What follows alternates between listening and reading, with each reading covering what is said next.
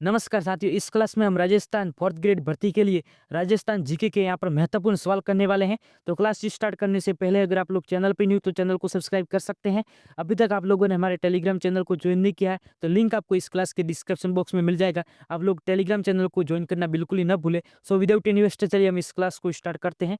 तो पहला सवाल आपकी स्क्रीन पर है। किस दुर्ग के बारे में अबुल फजल ने कहा कि केवल पत्थर की टांगे ही आपको वहां तक ले जा सकती है? आपके पोखरण दुर्ग, जैसलमेर दुर्ग, कन्नौज दुर्ग या चित्रकूट दुर्ग? इस सवाल का आंसर सभी साथी बताएंगे कि किस दुर्ग के बारे में अबुल फजल ने कहा कि केवल पत्थर की टांगे ही आपको वहां तक ले जा सकती है। आप लोग अपना आंसर बताइए कि इस सवाल का आंसर क्या होने वाला है। दोस्तों, इस सवाल का आंसर जिन साथियों ने आप ऑप्शन नंबर बी बताया है, जैसलमेर दुर्ग, उन सभी का यहाँ पर बिल्कुल ही राइट हो जाएगा।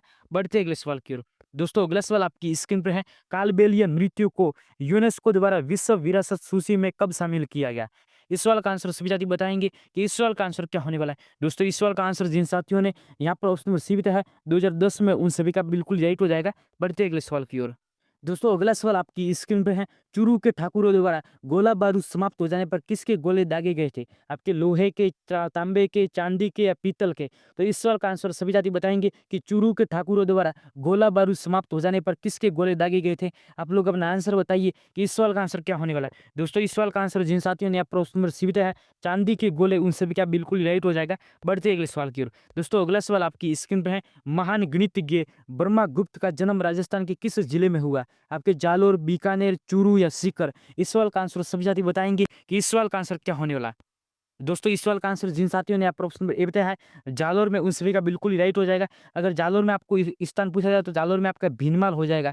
बिल्कुल जिन साथियों ने यहाँ पर ऑप्शन नंबर ए बताया उन सभी का बिल्कुल ही राइट हो जाएगा। बढ़ते हैं अगले सवाल की ओर। दोस्तों, अगला सवाल आपकी स्क्रीन पर है। मुख्यमंत्री की नियुक्ति संविधान के किस अनुच्छेद में की जाती है? बिल्कुल इस सवाल का आंसर सभी साथी बताएंगे कि मुख्यमंत्री की नियुक्ति संविधान के कौन से अनुच्छेद में की जाती है। आप लोग अपना आंसर बताइए कि इस सवाल का आंसर क्या होने वाला है।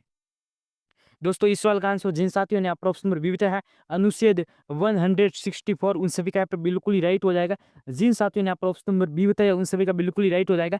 बढ़ते हैं अगले सवाल की ओर। दोस्तों, अगला सवाल आपकी स्क्रीन पर है। प्रथम राजस्थान विधानसभा का गठन कब हुआ? बिल्कुल इस सवाल का आंसर सभी साथी बताएंगे कि प्रथम राजस्थान विधानसभा का गठन है वो किस वर्ष में हुआ था। आप लोग अपना आंसर बताइए कि इस सवाल का आंसर क्या होने वाला है। दोस्तों, इस सवाल का आंसर जिन साथियों ने आप ऑप्शन नंबर बी बताया है 3 मार्च 1952, उन सभी का बिल्कुल ही राइट हो जाएगा।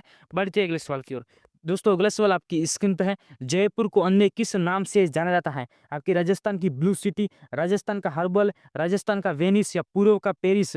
इस सवाल का आंसर सभी साथी बताएंगे कि जयपुर को अन्य किस नाम से जाना जाता है। आप लोग अपना आंसर बताइए कि इस सवाल का आंसर क्या होने वाला है। दोस्तों, इस सवाल का आंसर जिन साथियों ने यहाँ पर ऑप्शन नंबर डी बताया है पूर्व का पेरिस, उन सभी का बिल्कुल ही राइट हो जाएगा। पूर्व का पेरिस आपके जयपुर जिले को कहा जाता है। अगर बात की जाए आपकी राजस्थान के ब्लू सिटी की तो राजस्थान के ब्लू सिटी आपके जोधपुर जिले को कहा जाता है। बिल्कुल जिन जिन साथियों ने यहाँ पर ऑप्शन में डी बताया उन सभी का बिल्कुल राइट हो जाएगा। अगर बात की जाए राजस्थान के वेनिस की तो राजस्थान का वेनिस आपके उदयपुर जिले को कहा जाता है। बिल्कुल जिन साथियों ने यहाँ पर ऑप्शन में डी बताया उन सभी का बिल्कुल राइट हो जाएगा। बढ़ते हैं अगले सवाल की ओर। दोस्तों, अगला सवाल आपकी स्क्रीन पर है। हल्दी घाटी के युद्ध को खमनोर का युद्ध किसने कहा? आपके अबुल फजल, बदायूनी, जेम्स टोल या इनमें से कोई नहीं? इस सवाल का आंसर सभी जाति बताएंगे कि हल्दी घाटी के युद्ध को खमनोर का युद्ध किसने कहा था। आप लोग अपना आंसर बताइए कि इस सवाल का आंसर क्या होने वाला है। दोस्तों, इस सवाल का आंसर जिन साथियों ने ऑप्शन नंबर ए बताया है अबुल फजल, उन सभी का बिल्कुल राइट हो जाएगा। बढ़ते अगले सवाल की ओर। दोस्तों, अगला सवाल आपकी स्क्रीन पे है। मेवाड़ के गोहिल वंश की रावल शाखा का अंतिम शासक कौन था? आपके हमीर, रतन सिंह, बप्पा रावल या महाराणा लाखा? इस सवाल का आंसर सभी साथी बताएंगे कि मेवाड़ के गुहिल वंश की रावल शाखा का अंतिम शासक कौन था। आप लोग अपना आंसर बताइए कि इस सवाल का आंसर क्या होने वाला है। दोस्तों, इस सवाल का आंसर जिन साथियों ने यहाँ पर ऑप्शन नंबर बी बताया है राणा रतन सिंह, उन सभी का बिल्कुल ही राइट हो जाएगा, जिसको यहाँ पर अलाउद्दीन खिलजी ने 1303 ईस्वी में यहाँ पर चित्तौड़गढ़ से हराया था। सो बढ़ते हैं अगले सवाल की ओर। दोस्तों, अगला सवाल आपकी स्क्रीन पे है। धारी संस्कार राजस्थान के किस जनजाति में प्रचलित है? आपके ग्रासिया, मीणा, सेहरिया या भील? इस सवाल का आंसर सभी जाति बताएंगे कि धारी संस्कार राजस्थान के किस जनजाति में प्रचलित है। आप लोग अपना आंसर बताइए कि इस सवाल का आंसर क्या होने वाला। दोस्तों, इस सवाल का आंसर जिन साथियों ने यहाँ पर ऑप्शन नंबर सी बताया है सेहरिया जनजाति में, उन सभी का बिल्कुल ही राइट हो जाएगा। बढ़ते हैं अगले सवाल की ओर। दोस्तों अगला सवाल आपकी स्क्रीन पर है, राजस्थान का भीष्म पितामह किसे कहा जाता है?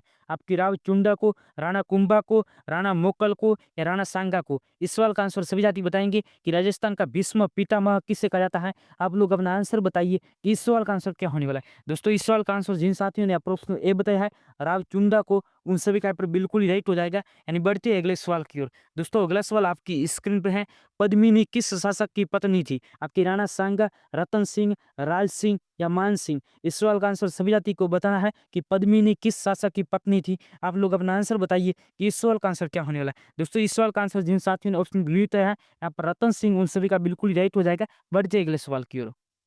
दोस्तों अगला सवाल आपकी स्क्रीन पर है, राज्यपाल को पद नियुक्त की न्यूनतम उम्र सीमा क्या है? 25 वर्ष, 30 वर्ष या 35 वर्ष? इस सवाल का आंसर सभी जाति बताएंगे कि इस सवाल का आंसर क्या होने वाला है। दोस्तों इस सवाल का आंसर जिन साथियों ने यहाँ पर ऑप्शन नंबर सी बताया है 35 ईयर्स, उन सभी का यहाँ पर बिल्कुल ही राइट हो जाएगा। बढ़ते अगले सवाल की ओर। दोस्तों अगला सवाल आपकी स्क्रीन पर है, निम्नलिखित में से कौन पंच पीरों में शामिल नहीं है? आपके पाबू जी, गोगा जी, रामदेव जी या तेजा जी? इस सवाल का आंसर सभी जाति बताएंगे कि निम्नलिखित में से कौन पंच पीरों में शामिल नहीं है। आप लोग अपना आंसर बताइए कि इस सवाल का आंसर क्या होने वाला है। दोस्तों इस सवाल का आंसर जिन साथियों ने आपका ऑप्शन नंबर डी बताया है तेजा जी, उन सभी का यहाँ पर बिल्कुल राइट हो जाएगा। बढ़ते अगले सवाल की ओर। दोस्तों अगला सवाल आपकी स्क्रीन पर है, कालीबंगा किस जिले में स्थित है? आपके श्री गंगानगर, हनुमानगढ़, सीकर या जयपुर? इस सवाल का आंसर सभी जाति बताएंगे कि कालीबंगा राजस्थान के किस जिले में स्थित है। आप लोग अपना आंसर बताइए कि इस सवाल का आंसर क्या होने वाला है। दोस्तों इस सवाल का आंसर जिन साथियों ने यहाँ पर ऑप्शन नंबर बी बताया है हनुमानगढ़ जिले में, उन सभी का बिल्कुल राइट हो जाएगा। और कौन सी नदी के किनारे? तो आपके घग्गर नदी के किनारे, बिल्कुल। और कालीबंगा की खोज आपके अमलानंद घोष ने की थी। सो बढ़ते अगले सवाल की ओर। दोस्तों अगला सवाल आपकी स्क्रीन पर है, निम्न में से किस पूर्व मुख्यमंत्री को आधुनिक राजस्थान का निर्माता कहा जाता है?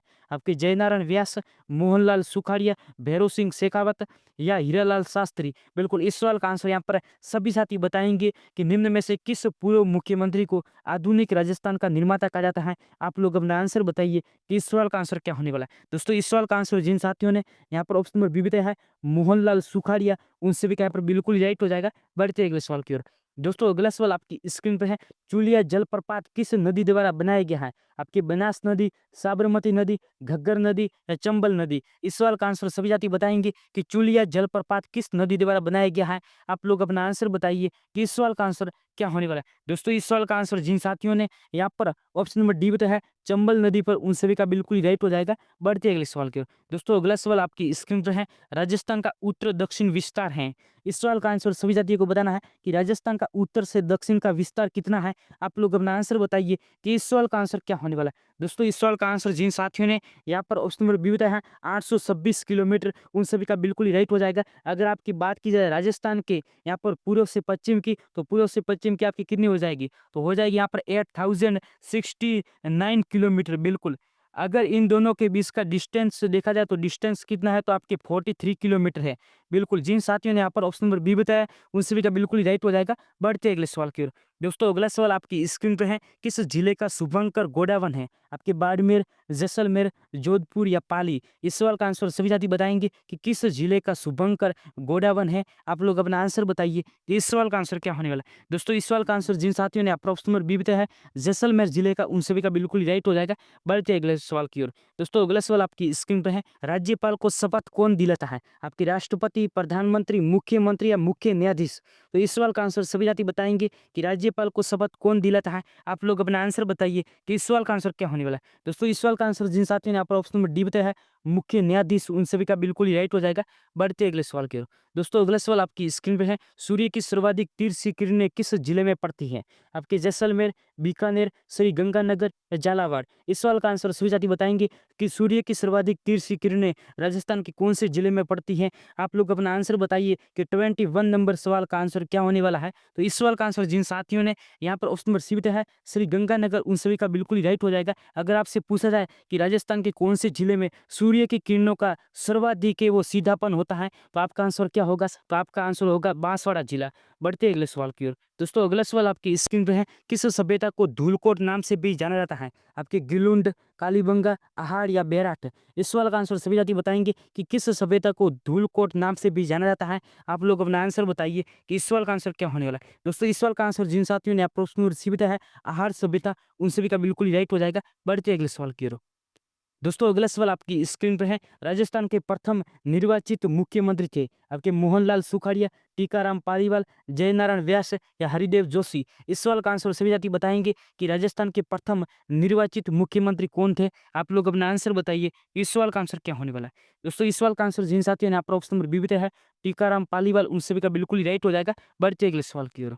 दोस्तों अगला सवाल आपकी स्क्रीन पर है। निम्नलिखित में से कौन सा भौतिक प्रदेश राजस्थान में स्थित नहीं है। आपके अरावली पर्वत, पूर्वी मैदान, थार मरुस्थल या हिमालय पर्वत। इस सवाल का आंसर सभी जाति बताएंगे कि निम्नलिखित में से कौन सा भौतिक प्रदेश राजस्थान में स्थित नहीं है। आप लोग अपना आंसर बताइए कि इस सवाल का आंसर क्या होने वाला है। दोस्तों इस सवाल का आंसर जिन साथियों ने आपका ऑप्शन नंबर डी बताया है हिमालय पर्वत, उन सभी का पर बिल्कुल ही राइट हो जाएगा। बढ़ते अगले सवाल की ओर। दोस्तों अगला सवाल आपकी स्क्रीन पर है। निम्न में से खरीफ की फसल नहीं है। आपके बाजरा, मक्का, मोठ या गेहूं। इस सवाल का आंसर सभी जाति बताएंगे कि निम्न में से खरीफ की फसल कौन सी नहीं है। आप लोग अपना आंसर बताइए कि इस सवाल का आंसर क्या होने वाला है। दोस्तों इस सवाल का आंसर जिन साथियों ने यहाँ पर ऑप्शन नंबर डी बताया है गेहूं, उन सभी का बिल्कुल ही राइट हो जाएगा।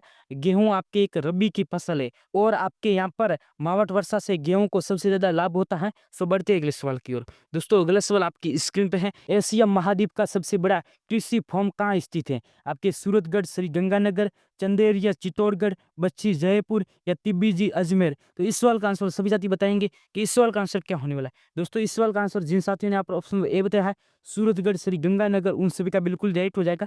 बढ़ते अगले सवाल की ओर। दोस्तों अगला सवाल आपकी स्क्रीन पर है। वर्ष 2011 की जनगणना के अनुसार राजस्थान का लिंगानुपात कितना है। तो इस सवाल का आंसर सभी जाति को बताना है कि वर्ष 2011 की जनगणना के अनुसार राजस्थान का लिंगानुपात कितना है। आप लोग अपना आंसर बताइए कि इस सवाल का आंसर क्या होने वाला है। दोस्तों इस सवाल का आंसर जिन साथियों ने आपका ऑप्शन नंबर बी बताया है 928, उन सभी का बिल्कुल ही राइट हो जाएगा। बढ़ते अगले सवाल की ओर। दोस्तों अगला सवाल आपकी स्क्रीन पर है। राजस्थान पर्यटन विकास निगम का मुख्यालय कहाँ स्थित है। आपके जयपुर, उदयपुर, जोधपुर या भीलवाड़ा। इस सवाल का आंसर सभी जाति बताएंगे कि राजस्थान पर्यटन विकास निगम यानी आरटीडीसी का मुख्यालय कहाँ स्थित है। आप लोग अपना आंसर बताइए कि इस सवाल का आंसर क्या होने वाला है। दोस्तों इस सवाल का आंसर जिन साथियों ने आपका ऑप्शन नंबर ए बताया है जयपुर जिले में, उन सभी का बिल्कुल ही राइट हो जाएगा। बढ़ते अगले सवाल की ओर। दोस्तों अगला सवाल आपकी स्क्रीन पर है। शाहबाज व किशनगंज 12 क्षेत्र किस जनजाति के निवास हेतु जाना जाता है। आपके ग्रासिया, शहरिया, सांची या डामोर। इस सवाल का आंसर सभी जाति बताएंगे कि इस सवाल का आंसर क्या होने वाला है। दोस्तों इस सवाल का आंसर जिन साथियों ने आपका ऑप्शन नंबर बी बताया है शहरिया जनजाति के लिए, उन सभी का बिल्कुल ही राइट हो जाएगा। बढ़ते अगले सवाल की ओर। यहाँ इसका लास्ट सवाल आपकी स्क्रीन पर है। कपिल मुनि का मेला कहाँ भरता है। आपके पुष्कर अजमेर में, जसोल बाड़मेर में, कोलायत बीकानेर में, जालरा पाटन झालावाड़ में। इस सवाल का आंसर सभी जाति बताएंगे कि इस सवाल का आंसर क्या होने वाला है। दोस्तों इस सवाल का आंसर जिन साथियों ने यहाँ पर ऑप्शन नंबर सी बताया है कोलायत बीकानेर में, उन सभी का बिल्कुल ही राइट हो जाएगा। सो आज की क्लास आप सभी को कैसी लगी अपने कमेंट्स बॉक्स में जरूर देना। मैं मिलूंगा किसी नेक्स्ट क्लास में। तो फिलहाल के लिए बाय गाइस, जय हिंद, जय भारत, वंदे मातरम।